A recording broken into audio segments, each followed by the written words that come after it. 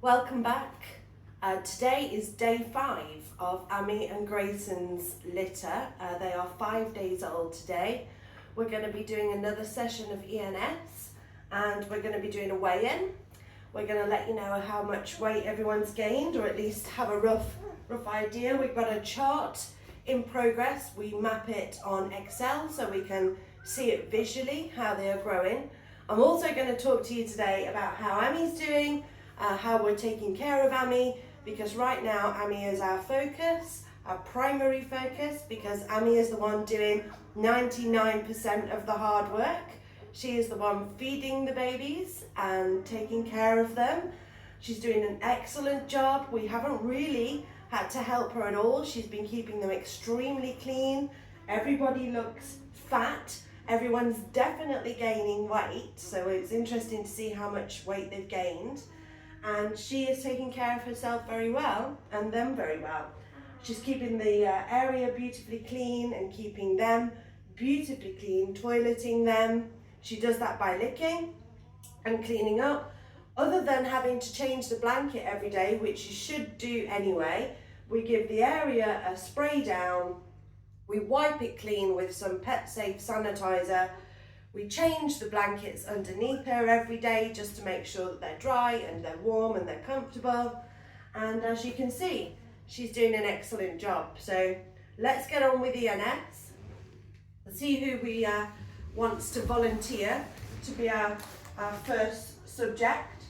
Who have we got back here? See who I can reach. Okay, we've got Miss Purple. So we're going to do head up with Miss Purple for 5 seconds. Gonna again hold them very securely on either side of the chest. Place your hand on top and do head down for 5 seconds. They don't like this one. And then onto their back for 5 seconds, which most of them don't seem to mind. It's okay, Amy. They're not hurting her. They're doing her ENS just like you had. And then I'm going to tickle her feet with this Q-tip.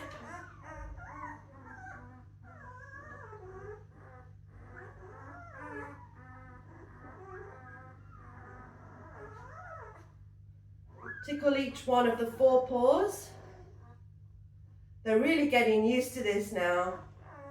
Still a little bit of a reflex when I'm tickling their feet, which is great. That means that their brain is aware of where their back feet are. And then finally, I'm going to pop it on. I've got a cold flannel here. This has been in cold water and then cooled in the fridge. Pop her on there for a few seconds. There we go. It's okay, Amy, she's okay. And then I'm going to weigh her. Yes, I know, darling. Let me weigh her, please. Not your nose. Okay, so we've got Miss Purple on day 5 is 735 grams. Yes, you can have her back. Let's give her that back. I'll write that down. Okay, so I want to talk to you a little bit while I do the ENS, which was in the last video, so you can check that out if you want a bit more detail of how we do it. But while I do this, I'm going to talk to you about what Amy's been eating in the last 5 days. So normally, pre-pregnancy, Amy eats about 1 kilo, that's 1,000 grams of raw, complete meat every day. So that's the usual 80% protein, 10% offal, and 10% bone. And we have different proteins, so we buy our raw food from Durham Animal Feeds, and she has her favourites, I think, at the moment have been the pork mince that they've started to do, but she often has turkey and tripe, she often has duck and salmon. Today she's had goose, but they're basically different proteins mixed together to create a complete raw meal. And before her pregnancy, she would normally have 1,000 grams or 1 kilo per day. Just get this weight in. Okay. So that's Mr. Blue, and he is 815 grams today. Bit of a chunk. But now that she has had her puppies, now that Amy has had the puppies and she's feeding every day, she's obviously using a lot more calories, she's using a lot more resources. So she's now on 2 kilograms of raw meat per day. The same as before from Durham Animal Feeds. We'll take this one, this is Mr. Grey. The same mince, there's the same complete raw mince. He's okay. But now she's having double the amount that she would normally have. And they are 5 days old. And we expect that to increase over the next few days to maybe triple the amount she would normally have. So we'll probably be going up to 3 kilos a day of raw meat for Amy. That still includes, he's okay. She's fine with me handling them inside the box, but she's suddenly over the last day decided that she doesn't like me taking them out of the box as much as she did originally. At first she was absolutely fine with it, which is normally the other way around, but Amy likes to break the molds. So yeah, she'll probably be going up soon to 3 kilos a day, and that's perfectly normal. 3 to 4 times the amount they would normally eat. As the puppies grow, they're taking more and more resources from her every day. And she obviously needs more. Can you be careful, though? There we are. Actually got your foot. She's taking more, and they're taking more and more resources from her every day. Miss Yellow is over here waiting to be weighed, it would seem. She's come away. I think she was trying to chase her mum across the box and then realised that mum's gone back to the back to sit down.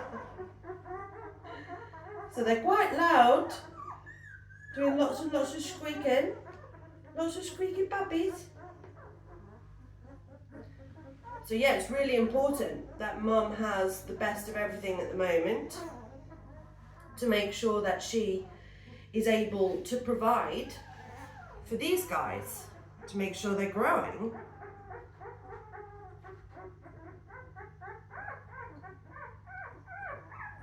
Lovely. So that's Mr. Grey, and he is 810 grams today. Annie, sit down please, Annie. Look, these babies. Let's take Miss Yellow, because she's being very loud, isn't she? She's being a very loud puppy. Good morning, Miss Yellow. What is all that about? Very loud. She calmed down when you handle them now, which is nice. Having a lovely little time. They're all very fluffy.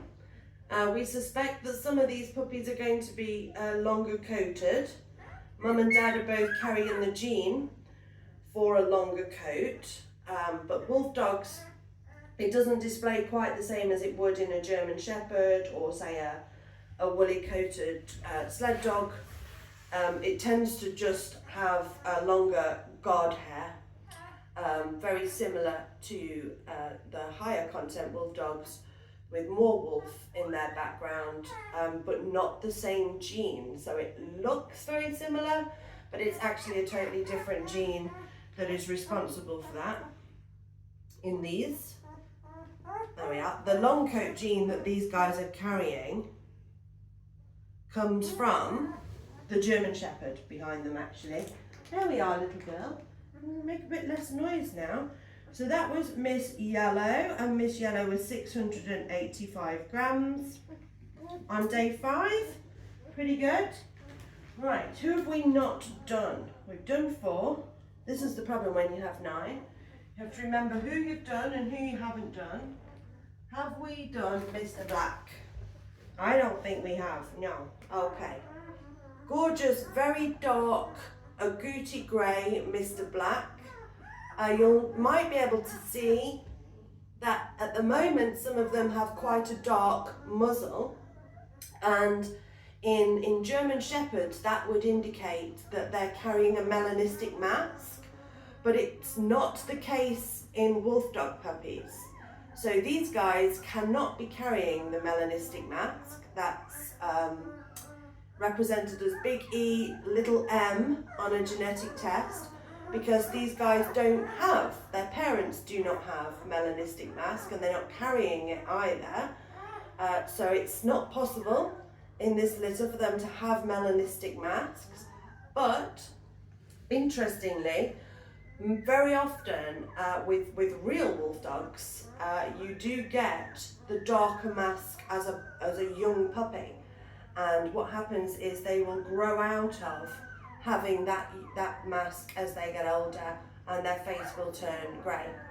Where the black is around the muzzle now will often turn white to grey. So quite interesting phenomenon in wolfdog puppies, and I think that's just because nature was trying to keep these guys dark and mud coloured to blend in and hide in the den from, you know, their surroundings. It's camouflage basically, because it will change quite quickly as they start to mature. And by the time they reach adulthood, that blackness, I don't know if you can see it, I'll bring him closer. The blackness around his face will disappear. Let's get you weighed, Mr. Black. Oh, lovely. Good job, Mr. Black. Right then, you are 730 grams today. Oh wait. Yeah, 730 grams today. Goodness, I'm trying to make a video, I'm trying to weigh puppies, I'm trying to write down my weights. There you are, mister, you can go back to your mum. Right, Miss Green. Miss Green, one of our Isabella females. That, for those of you that don't know what that means that is a liver coloured puppy or a brown coloured puppy with a dilution gene over the brown, which creates what is known in some breeds as lilac and in other breeds as Isabella. It's not a common colour at all in any of the larger working breeds in the shepherds. You're starting to see it in a few Labradors now. I think they're calling that silver, which might also be dilute black. I think that might be blue. I'm not entirely sure how the genetics works with that. Obviously it's in Weinerama. They have the dilute black and I believe the dilute brown as well. It could be that it's just dilute brown in Weinerama. Don't quote me because I'm not a breed expert on either of those. But this colour gene comes from the German Shepherd. In these guys, it would be considered an off-standard colour in the German Shepherd. In wolf dogs, we don't really care what colour they are. That's the least of their, when you're breeding dogs, a very wise man once said, no good dog is a bad colour. So that's what we think in wolf dogs too, or at least it's what we think at Miyax Dogs. A well-bred dog is a well-bred dog, and colour is only cosmetic, guys. It's just cosmetics. I like the brown, as you all know. I'm a massive fan of the brown, but I'm not really fussed. What I care about is that they're super strong and healthy. So Miss Green on day 5, 825 grams. She, I think, has been our biggest puppy so far. She's been the biggest puppy for a couple of days. Who have we got? I think we did Mr. Blue. Let's do Mr. Red, and let's talk a little bit about Mr. Red. Oh, goodness, I'm getting too old. Right, so Mr. Red, this is our black male puppy. And if you guys remember, Mr. Red, he was born not breathing. And Mr. Red had to have a little bit of a hand getting kick-started into life. However, Mr. Red has not had any negative consequences from that whatsoever. It really was literally, guys, only you know, for maybe a minute or so. It wasn't even that really. He'd taken a few breaths by then. Just took me a couple of minutes to really make sure he was strong and on his way. But yeah, he's been doing absolutely fine, and he's a real character. I absolutely adore Mr. Ed, and he's certainly been chunking on the weight. No worries getting him thriving at all. In fact, I'd say he's a very, very strong puppy, Mr. Ed. So we'll see how much he weighs today. Whoop, whoop, see, he fights me, fights everything. Come on. Okay, you'll do, thank you very much. So Mr. Red today weighs 745 grams. Did he flick that across? I think he did. Mr. Red, come on. Yeah, 745 grams today. So absolutely no problems gaining weight at all. He's actually doing a really, really great job piling it on. Right, who have we got left? We need pink and we need orange. We just need pink and we need orange. Fantastic. Right, then I'll have to go delving into the depths of the welcome box. Miss Orange, please. Okay, Miss Orange. Miss Orange is one of our black females. These guys remind me very much of our 2023 litter. All fighting fit and strong, all this lovely, lovely velvety plush coat at the moment. Absolutely gorgeous. So soft as well. So soft. Fabulous. They're all pretty chill. I mean, some of them like to fight me through the ENS. It's only like day 5. We've been doing this since day 3. It's pretty early days.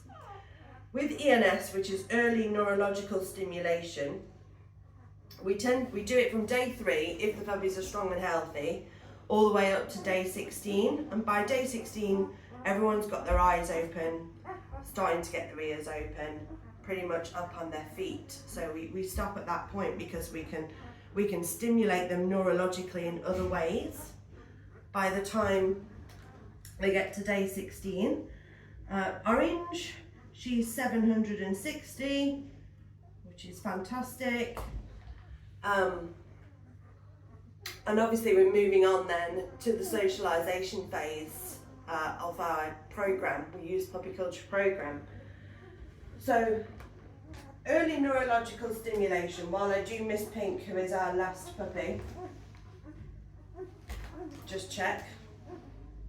Yeah, early neurological stimulation is really what it says on the tin. So what we're doing is we're trying to stimulate the puppy's neurological responses, and that, or basically their neurology in general. That basically means their brain. So we're trying to stimulate their brain into sort of recognizing themselves, recognizing their own nervous system. So we're waking the nervous system up a little bit, basically. And to do that, if we touch we kind of put them under a teeny weeny bit of stress. And that means sort of holding them in strange positions where they wouldn't normally be, and tickling their feet, which isn't something that particularly would normally happen. And that makes their brain be very conscious of their body. It puts them under a little bit of stress as they try to equalize themselves, kind of achieve homeostasis. That's why we only do it for a few seconds. Each movement's only done for 5 seconds. And it's just a little, hey brain, my body is not quite normal. Can you equalize things out? And doing that, you're really exercising that brain super early. And there's some research that suggests that exercising, stimulating a puppy's neurological responses, stimulating a puppy's brain basically at this early stage, can help them develop stronger immune systems, stronger cardiovascular systems, stronger nervous systems in general, so their body is able to respond to stress and equalize itself, rebalance itself out, produce equilibrium faster with puppies that have had ENS than puppies that have not. Now, in my experience, Miss Pink, come back. She is 760 grams today. Adjustable. I don't know, it's because I'm talking. Yeah, 760 grams today. There we are. So she's also, they've all gained weight basically. They've all gained quite a lot of weight in the region of sort of 80 grams to 100-ish grams today, which is fantastic in a day. Some a little bit more, some a little bit less. Mr. Gray's shouting. Right, let me come back to in my experience, move everybody around a bit. There we are. In my experience with ENS, we've been doing ENS with our Miyax puppies now for, gosh, how old is that rogues litter? They are 8 in May. And they were the first puppies that we really committed to doing a very structured program of training with from day 3 of their life, which included doing ENS from day 3 to day 16. And I have to say that as adult, I still have 2 of those dogs here, Catherine and Zaza. Has it made their immune system stronger? No. But there's a lot of reasons behind why that is, and that's because they were a purebred dog, purebred Siamese wolfdogs with a high coefficient of inbreeding, and you basically can't cancel out genetics, not completely. You can help for sure, but you can't cancel predisposed genetic inheritance. And when you are inheriting a huge number of duplicate genes, which means you probably have a high coefficient of inbreeding, you can't fix an entire dog's immune system by doing the ENS. Did it make any of them stronger? Probably, I think so. I mean, my 2 girls are 8 in May and are extremely fit and healthy. However, we did have 3. We had Greta, and she died at 6, coming up 7. She died just about a year ago now, and she did die of an autoimmune related condition, which is hereditary at the end of the day, and obviously inherited perhaps more than one copy of those genes from the very small gene pool with a high coefficiency like the Siamese. We've learned a lot since those days. We have a very strict system now where when we're making a pairing, a mummy and a daddy dog, we make sure that the offspring of that pairing, we don't like to have any of our coefficients of inbreeding above 10%. And in an ideal world, I'd like to get them down to 6%. It's not that easy when you have a smaller gene pool of dogs. Now, wolf dogs in particular don't have, if you were to take all wolf dogs from all over the world, there's no need to have a high coefficient of inbreeding. However, when you're looking for animals that are good enough to be actually bred from, good enough to pass on their genes to the next generation, that is actually only a tiny, tiny percentage of the great vast number of wolf dogs that are out there today, which is still a small amount compared to other types of dogs. But for wolf dogs in general, the population is growing. However, unfortunately, the population isn't growing well, in my opinion, in that they are not being very selectively bred.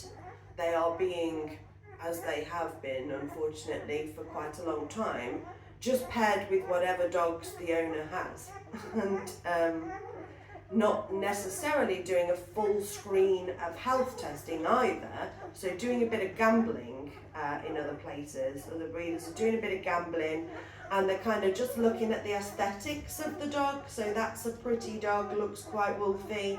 let's put it with this other pretty dog that looks quite wolfy. And beyond doing a very basic MBOG test, really aren't doing any health testing at all. And therefore the quality of the offspring is, you know, okay. They can avoid the obvious hereditary diseases like degenerative myelopathy that comes from the German Shepherds. They can avoid the sort of hereditary eye conditions that come with the sled dogs, etc.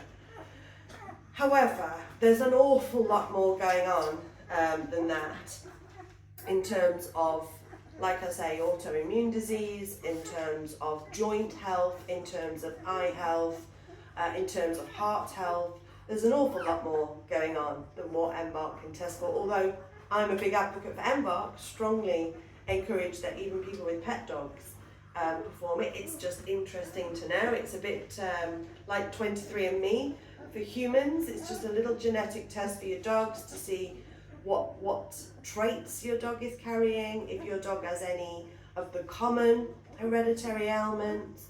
But it doesn't really test. I mean, as you know, we have to send off to another laboratory to do different tests that MBOG do not test for. And not many breeders are doing that. More are, for sure. Things are getting better, but not enough. And so therefore the percentage of dogs that are worthy of being bred, that means they are healthy, that means that their temperaments are sound, and it means that physically they are up to a standard, whatever your standard is, but up to a standard, is actually very small. So that means that out of that small percentage of dogs that are good enough to be bred from, you have to then search for pairings that will produce a lower coefficient of inbreeding. Not always as easy as it sounds, guys. I wish it was, but it's not.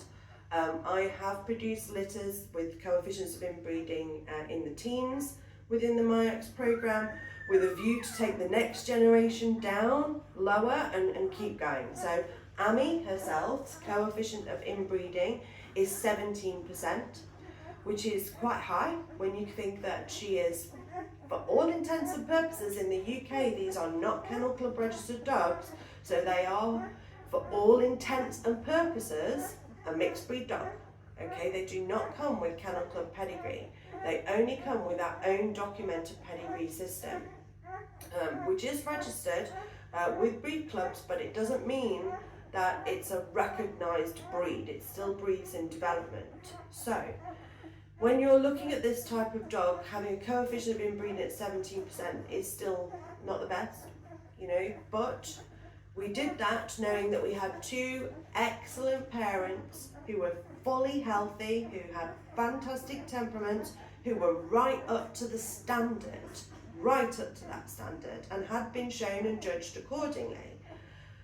Knowing that we could take them, Amy, the offspring of that, and breed them again and lower the coefficient of inbreeding again with the next generation. So these puppies here, Amy and Grayson's puppies, have an estimated genetic coefficient of inbreeding at 8%. That means that some puppies might be slightly less than 8%, some puppies maybe a 1 or 2% more, but everyone will should definitely be under 10% when the test results come back. Now the difference between a genetic coefficient of inbreeding and a pedigree coefficient of inbreeding is vast, okay, because the pedigree can only be worked out from the names on a piece of paper and however many names you have going back, which could be lots of generations. If you're in a well-recognised breed, it could be 15, 20 more generations. However, it's not the full picture. Okay, when we do a genetic coefficient of inbreeding, that is of your genes completely from the dawn of time, how many of those match from your mum to your dad. So having a genetic coefficient of inbreeding for these puppies at 8% is great. It's great. We'd like to aim for 6 with the next generation or lower, but it's still fantastic. It means that these guys have a really, really good chance of having a healthy, strong immune system. We know that they're not carrying any genetic disease. We've tested for everything we can think of that may be in any of the breeds that are responsible for making up these puppies. And we hope for the best. We give them the best start that we can. Right. So what are these puppies? Everyone will want to know what the breed ancestry and makeup is of these puppies. Whilst we are still waiting for Embark tests to come back with more, I'd like to say more specific, the breed portion of the test for Embark, in my opinion, is becoming less and less accurate over time, but it's still great, it's still good, okay? I'm not saying it's not good, it's good, but it's not as accurate as it was earlier on, and that's simply because the more information there is in the database, the more wiggle room there's become, because it depends what the computer is being told that animal is effectively when it's originally added to the database. So the more you add, you would hope that it would become more accurate, but actually in our experience it's becoming slightly less accurate over time, and by that we mean that it's not matching the pedigree knowledge that we have, the ancestry knowledge that we have as accurately as it was back in its very early formation. And I think that's because we're dealing with quite primitive dogs. For the most part, they have, you know, sort of quite a primitive ancestry, effectively. They're not a modern dog breed that's been being bred for hundreds, thousands of generations. We're still probably, realistically, still in the decades worth of generations, rather than in the hundreds of years of generations. So what we know of these puppies is that they will be approximately 50% West German Shepherd dog. So that's predominantly showline German Shepherd, predominantly the less working type, softer natured, softer coated, designed really to be pretty rather than be efficient, unfortunately. Although that's, you know, was never the intention with the German Shepherd. That is how it has developed. So they are 50% West German Shepherd. They are approximately 33% Saarloos wolfdog, which are obviously a recognised pure breed in Europe. And that will leave around 17% grey wolf ancestry. That grey wolf is split into at least two types, possibly three, but the two that we know of are Alaskan interior wolf and Russian, probably steppe wolf. So, or Eurasian wolf, really, from the Russian part of the world. So that's what these guys are. It won't come back exactly like that. That's what they are on paper, that's what they are on pedigree. But when reality, what will come back is a bit different, basically. Quite a bit different. We'll have to wait and see. I'll share the results when we get them. So in the region of 20% grey wolf, in the region of 30% Saarloos, and in the region of 50% German Shepherd. But we'll see, because Embark might say something else. It seems to be having quite a bit of trouble when you cross Shepherd and Saarloos and Shepherd and CSV. It seems to be having more and more trouble getting that accurate. We don't know why. I'm talking to them at the moment. We'll wait and see, but it's having a bit of trouble pulling that apart, and I guess that's understandable because there is German Shepherd in the ancestry of Saarloos and in the ancestry of the Czechoslovakian wolfdog, so it makes perfect sense. It's not a dig, it's an observation. Right, now we're about finished. Everyone's settled back down and is going to sleep, which is fantastic. It means I can go off and I can clean the house and get a cup of tea. I will see you in the next one.